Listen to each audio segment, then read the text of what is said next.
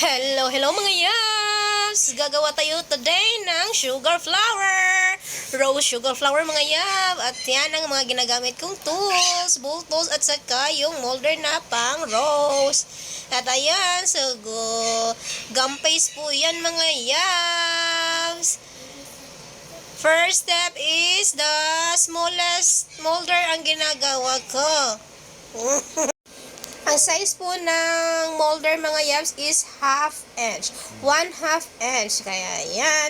And then, gamit yung bultos.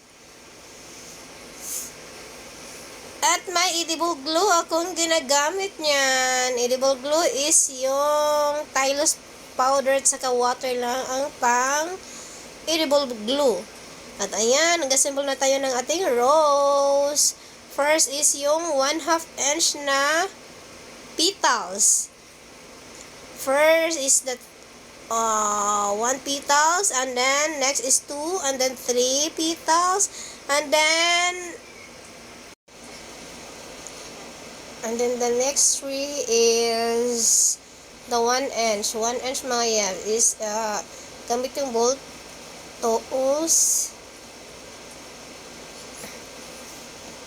Siya thin out, ginagawang thin out, and then gamit yung stick kasi naubusan ako ng toothpick kaya gumagamit ako ng stick para i-curl yung ating petals. At yan,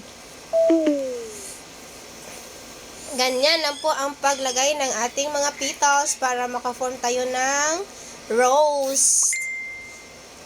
And then mold again.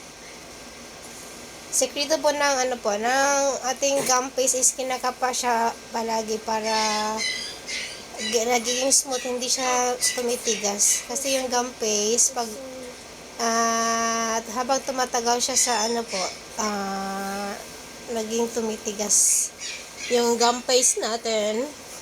At ayan, nagawa tayo ng 6 petals again.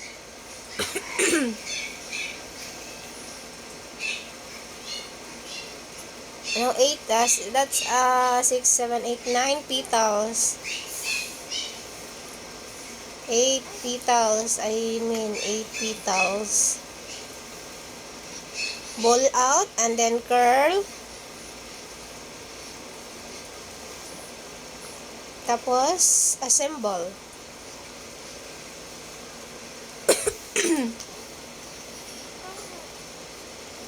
Make sure mga yas guys, nakalagay kayo ng edible glue para hindi nahuhulas yung ating petals. Tapos, dry it up. I-dry nyo lang po. Stop it! Wipe it. Ganyan lang. Simple lang ang pag-assemble ng ating rose I hate the flower. That's an edible flower. Yan. Dapat nakaganyan siya.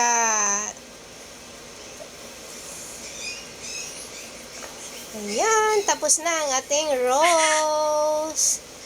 Ay, saka pala, styrofoam po yung white na ginagamit ko na parang buds.